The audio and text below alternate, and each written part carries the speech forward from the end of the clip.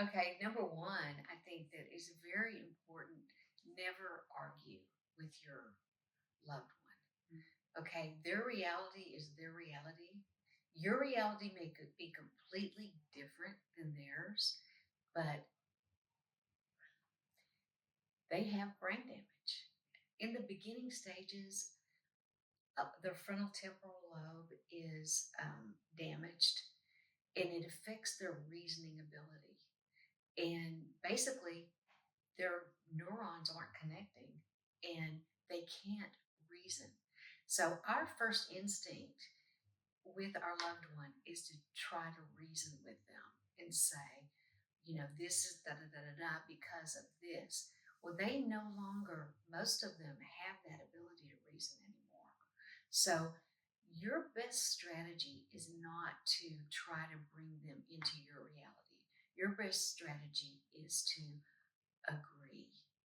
If even if it's some off the wall thing, just agree. For instance, if they say, I want to go home, okay, and that's very common. A lot of times they'll say, I want to go home. You don't know. I mean, they're at home. They're at the same home that they've lived in for the last 10 years. And if your instinct is to say, well, you are home. What do you mean you want to go home? You've been living here for 10 years. What's going on? Their reality is that they don't live here. They're not. They're in an unfamiliar place. Maybe they've gone back in time and they're visualizing that they live somewhere else. So basically, you want to empathize with them and find out where home is, because you need to know what they're thinking before you can help them with that. Because oftentimes there are going to be things that they want to do that could actually put them in peril, Yes. or that need to be addressed to relieve them of the anxiety that they're facing at that particular time. So redirection, and you're kind of hitting on that as well, is really empathizing with them with whatever the problem is that they've got at the moment. I want to go see my mother. Well, you know that her mother's been dead for 40 years. So that's just not going to be possible. So we need to have answers to those questions that show dignity and respect for the individual, but at the same time will redirect the behavior. Yeah. So when that question comes up, I can understand it. I miss my mother as well. Why don't we go get a cup of lemonade if that's something that's pleasurable for that individual? So what you're doing is redirecting your behavior, taking them from something that's causing them anxiety, addressing it, because you should do that. You owe them that. But at the same time, now that you've addressed it, move them on to something else. If you tell them that their mother has passed, they're just going to grieve all over again. So you want to comfort them as much as you can. So what you want to do, or what I would do if it were mine, is I would say, "Oh, I'll contact her and we'll get her here, or we're going to go see her tomorrow, because tomorrow is always another day. We can do this tomorrow." Have a whole handful of things that are pleasurable experiences for them that you can do together as a result of doing the redirection. Mm-hmm. For some people, it might be, let's go back to the photo album that's on the coffee table. That's a pleasurable experience. Let's go out in the garden. Remember the tomatoes you planted? Mm-hmm. Let's go take a look and see how they're doing. So have those available so you're not trying to come up with them every time. Right, because you're under stress. That's right. And over time, you'll find out which ones work real well, and other ones may cause another level of stress that you really didn't foresee. True. The good news is that they don't remember. So you've got the opportunity to try and try and try again to get those that really work well. We have a really good strategy that works at the center, and I think you can incorporate it at home. As we call it the runaway method, and basically, if you reach a time where the dementia patient becomes agitated with you about something, And it could be anything. You literally, some of my staff, perhaps they they walk by and the dementia patient is reminded of someone in their past that they don't like that looks like that person. So it could really be anything. But if things start going south and the dementia patient starts getting worked up over anything with one of my staff members, she they are trained to say, "I'll be right back." And then they literally run away. They go find another staff member and say, "This is the situation, this is what happened." So the other staff member can go to that person, change the subject, change the mood. Emotions are contagious. If we don't teach you anything else, we want to teach you emotions are contagious. So, if as long as you are calm and you can control your emotions, you can literally change their emotions. And so, I'm thinking if you're at home and you're the only one, you don't have another staff member you can run to, you can still use the runaway method. You just have to do it a little differently. So you could say, "I'll be right back," and just go to the bathroom for 5 minutes and get your emotions in check because they can't change, but you can. So what you want to do is just go, "Okay, I'm happy. I'm happy." Change the subject. We're not going to talk about that, whatever they're agitated about right now. We're going to talk about something that they enjoy. They like going to the Dairy Queen for ice cream. Let's talk about that. Hey, go back. You're in a good mood. Hey, do you know Uncle Charlie's up at the Dairy Queen right now? Do you want to go visit him? Let's go get some ice cream or whatever. Just, your loved one. What do they like? What makes that so difficult, and that's what's so insidious about the disease, Mhm. is your loved one looks just like they did the day Yeah, before and 5 years before. They may have aged a little bit, but it's the same person. So you're expecting oftentimes the same response that you would have gotten from them 5 years before they actually came down with the disease. mhm, So that makes it so difficult on us as caregivers then when we try to reason with them because we're again thinking right. there's no problem. Let me tell you, I've gone down that path with my own brother. I used to say, "How dare you say that to me?" This I'm dementia trained already, but it's my brother. And so I would say, "How dare you, how you say that? I don't even have a life because you." And this is my raw emotions were coming out, That's right. and things would just spiral out of control. And when I changed how I reacted to his accusations or whatever, things went much better. So it's me. It's if it's gonna be, it's up to me Right. because they can't do it. That's right. I think one of the things you have to realize too is again their short-term memory is significantly impaired Yes, with the with most of disease. them. So when you're asking them to do something, which is okay, you have to realize that you can't give them multiple steps to achieve that end result. Right, What we have to do is take small steps, baby steps, right. essentially. So that if the task is ultimately to take out the trash, well, there's a lot of steps that go before taking out the trash. We got to get the trash in the trash container. We got to open the door to the street. We got to take the container down. We got to come back into the house. So by limiting then only those number of steps and saying one at a time, we're going to have a greater chance of achievement. And that's also going to make your loved one feel good because they're no different than anybody else. We all like a pat on the back. That's the way That's we right. were raised. And this is one of the ways to do it, but in a different way than you would have asked of them previous to the disease. Something that I learned from Dr. Crumpacker many years ago that I've incorporated, and it's really helped me a lot, is he would always say, if you picture their brain like a tape recorder, it's not that they're having trouble pressing replay, it's not recording in the first place. A couple words that you probably want to eliminate from your vocabulary is "I told you," because that's not going to work. No. They're not going to remember. They can't remember Well, that they. they'll argue with you about that. That's right. They can't They'll like, "No, remember you that didn't." they. They can't remember that they can't remember.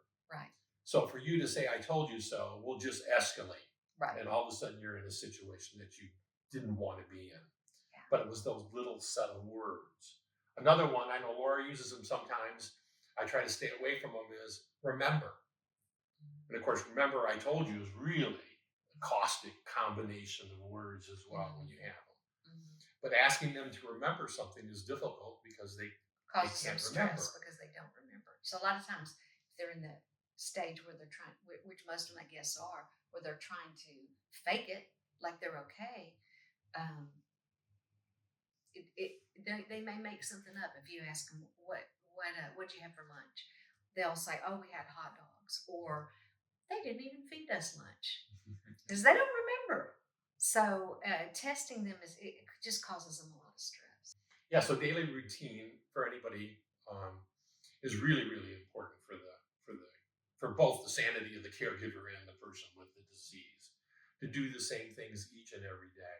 So the routine in the morning is, we're getting up, we go brush our teeth together, we go to the bathroom together, we may have to take showers together, but it's a routine that they have that they're comfortable with. It may be then it's time for breakfast, it's time for lunch, whatever it is, your routine that you do, you just want to do it on a regular basis. And it eliminates distractions and it eliminates questions of why are we doing this? Because over time, they'll realize, okay, this is the way it is. Some safety things that you can do around the home. I would say if you have someone in your home that has dementia, I would contact your local police department and make them aware that your loved one has been diagnosed with dementia because they may not be a wanderer until they are, you know. Okay. Um, your emotions in your brain are held in a different part of your brain than your short term memory. And where that's held is not damaged usually as quickly. Everybody's an individual, depends on the person. Sure. But most people, that stays intact. So if something goes into your emotional memory, like for instance with a daycare, they are fearful in the beginning. Okay, they're aware that there's something wrong. They know how bad it is. They're aware of their deficit, but they don't want their loved ones to know. And they're thinking, most of them, if my loved one knew how bad this was, they'd put me in a home. And I don't want to live in a home. And really, they're not ready to live in a home. But our clientele, most of them. And so I'm going to fake it like I'm okay. So if, like in the daycare, when they see my place, they think, oh, this is the home that they're going to talk me into living in. And so I'm going to tell my loved one that I don't like it because I don't want to come back. And that's very common. They do that. And really, the way that the loved one handles that makes all the difference with the success of being able to get a break and bring them here. So if the loved one says, okay, whatever you want, see, your first rule is always agree. And that gets them on your side. Okay, whatever you want. That goes into their simple, they just got their way. So it goes into their tape recorder memory, their short term memory that they won't remember. They just know that they like you more because you agreed with them. So if you just blow it off and say, okay, whatever you want, and then don't mention this again until the next time you bring them, then everything's going to go a lot smoother. If you say, oh, but honey, this place is going to be so good for you. They're going to help you with your memory. They're going to blah, blah, blah. He's going to go ding, ding, ding. It is a home. She's trying to trick me into moving into a home. It's going to go into his emotional memory and he's going to push back harder next time. And sometimes it becomes more too difficult. And so what we advise is try to keep negative memories out of their emotional memory. If they're going to remember something, we want them to remember it because it's a happy memory. So at our center, we're all about happy emotions. We want everything that happens to them to be heightened emotion in the happy way so that they'll remember that they really love coming here. They don't know why, but they feel this sense of joy when they walk in the door and they want to come here. And that builds over time. When they get past their suspicious phase, then they'll wake their loved ones up on Saturdays and ask them to bring them Sure. and we're closed. So Yeah, and on that emotional piece too, they're picking up not only on the words that we're saying, but they're yes, looking at you. They're looking at your facial expressions. yes, So you can say something joyful, but if you've got a somber looking face, it's just not going to work. or if you're all stressed out, they're going to get that stress. That's right. Yeah. So be so aware of that. Yeah. Again, our staff is smiling all the time. Hmm. That's That's their right. They're trained for responsibility. that. They leave their emotions outside the door and put on the happy emotions when they're here. And consequently, we have a good time at work, don't we? That's right. So the other memories, so you have the short term, you have emotional memory, and of course you're going to be the long term memory. Yeah. And those things are stored in again a different part of the brain. Right. Those are things that are held on to They're not. oftentimes till the very end. Yeah. They're not damaged as quickly.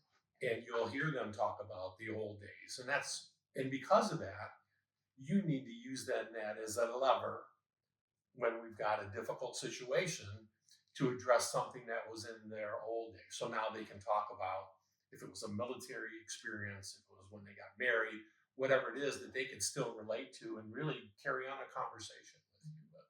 So those are sort of the pockets of memory. Yeah. We have a game that we play at the center called Shake Loose a Memory.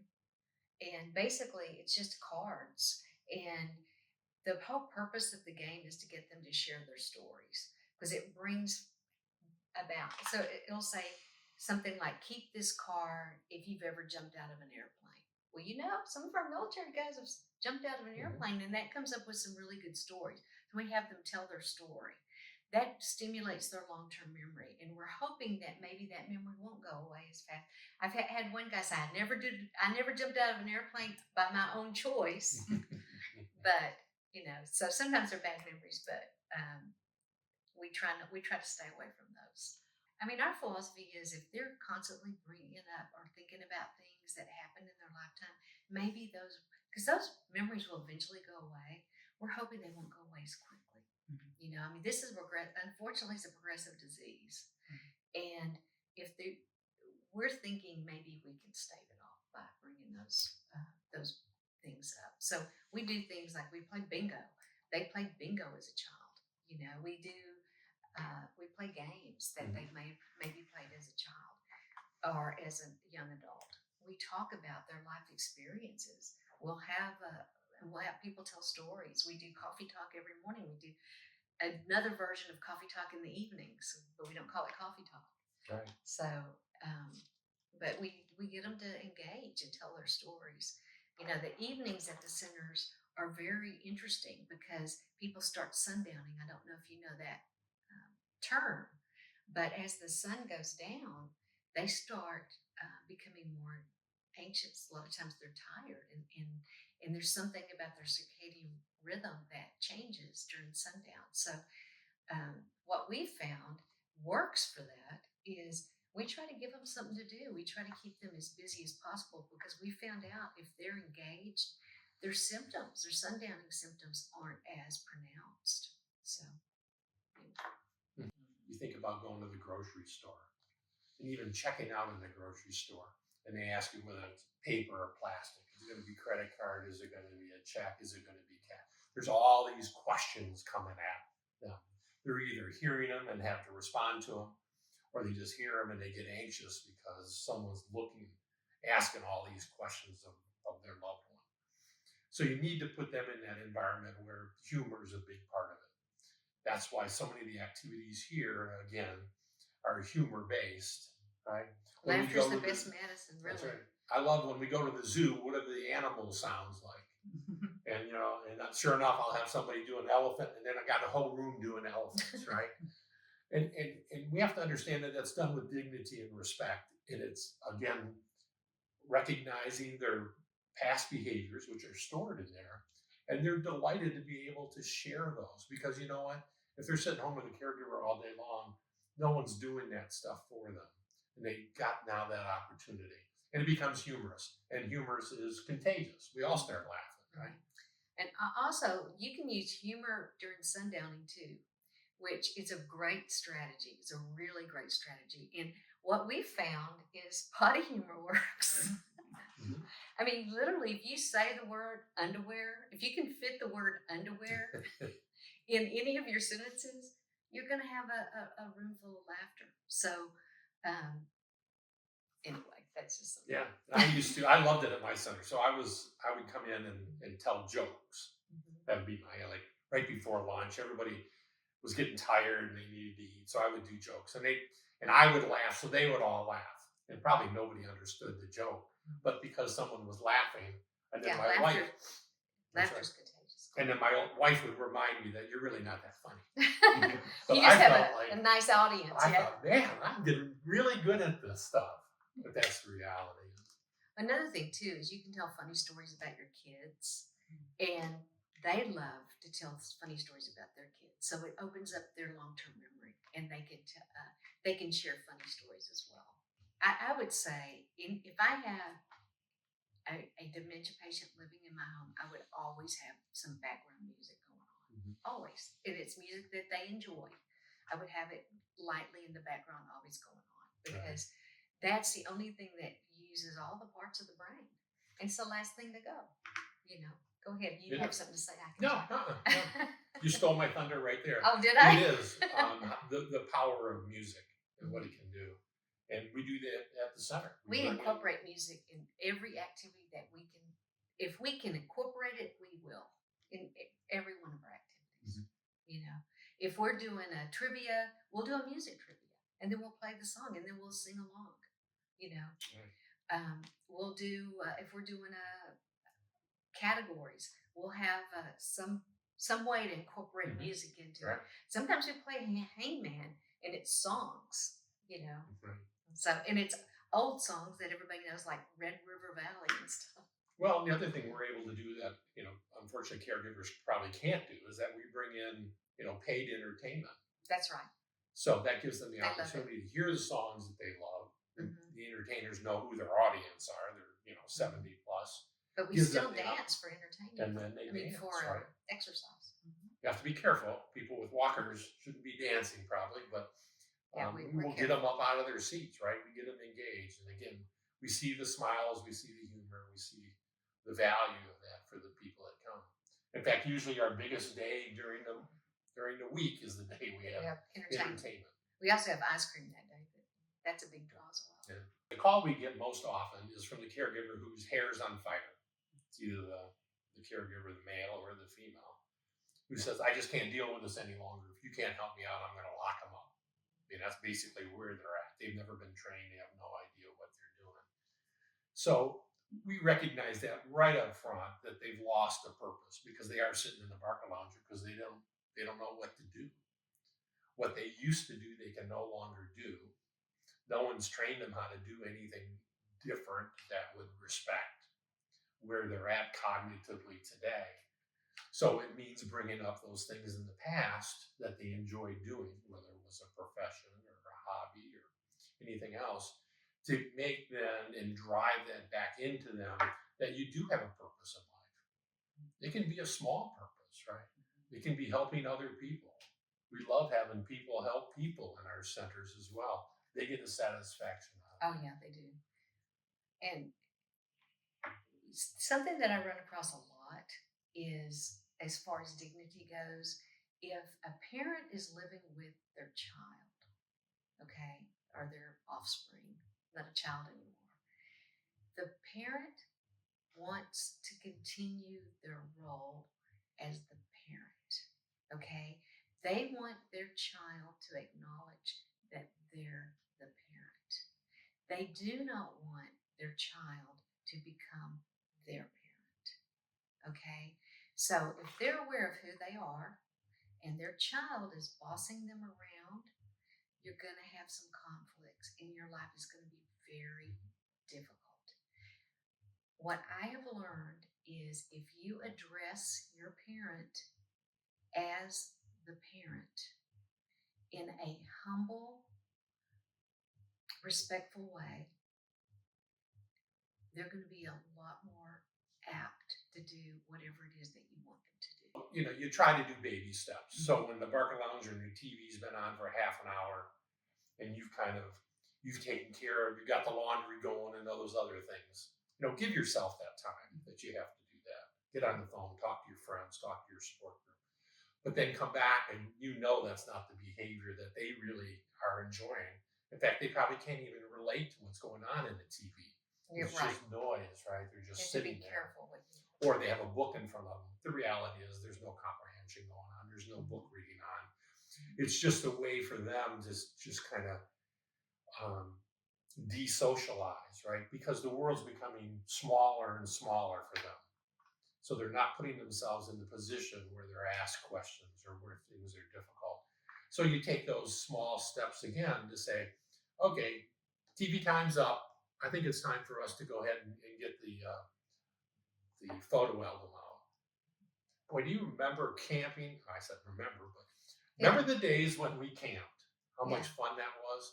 What do you remember about Well, as long as you're not testing them, Right. I think you can say remember. Sure. You know, you're not testing them. That's right. If you're just showing them, hey, remember when we went to camping? That's great. That's a great memory. That's right. And then let them answer. You know, sometimes I see people just flip through the pictures, right? And that's not really not what we're trying to do. And oftentimes that's caregiver frustration because they're just like, oh, I went through this Yeah, yesterday. and there's another thing too. If your loved one is following you around everywhere you go, that's called shadowing, and it's common. And basically, the reason that they do that is because they know that they're vulnerable, and you're in essence their security blanket. Okay, you're the only thing in their life right now that's stable, that can handle things. So they're safest when they're near you. Okay, so with that, a codependency tends to form, and you eventually get to where you have them in your space 24 hours a day. That is not healthy for you as the caregiver.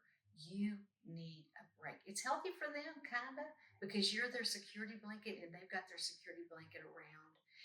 It would be better to break that codependency and give them some independence, bring them to us. Those are the people that we need really bad, because you need a break, because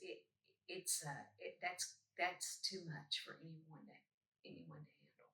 Yeah, absolutely. So yeah, that's one of the things we have to deal with up front is that codependency.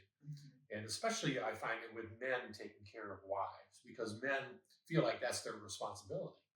You know, financially we work and we protect them and all that their lives. And now we're not able to do that because they're, quite frankly, they're not the person they were before because of the dementia. And this codependency has been created now that they're both relying on each other. So when we come in here, we have to make sure that they understand that there's no guilt associated with the fact that you can no longer take care of them at home. Well, you can still take care of them at home. Just bring them here for a while and give yourself a break. Right. You need professional care. Yeah. You know, I don't know how to cure cancer, but a doctor does. That's where you take them. We're the doctor in your life. We're the ones that are able to do that. And the example is, and I know Laura, I've seen it many times, especially with the guys, where I know the codependency's broke, where he drops her off, and then the next thing I hear him is peeling out of the parking lot to go golfing, right? So his guilt's done with. He's enjoying his day. Yeah. His batteries are recharged. He can do a much better job when he picks her up at 5 o'clock, because now it's only 4 hours till bedtime. She's had a great day because she's been stimulated all day, and she's ready for bed at 9 o'clock. Right. And now we've got some normalcy back into their lives. Right. Thank you for watching the video today. At this point, I'd like you to either like, you can do all three, comment, and subscribe, and maybe share, right, Laura? Yes, if this has been helpful to you in any way and you know anybody that it could help, please reach out to them and share this with them. If you have any questions that maybe we can answer, we've been doing this for 15 years, put the questions down below and we will address them in a future podcast.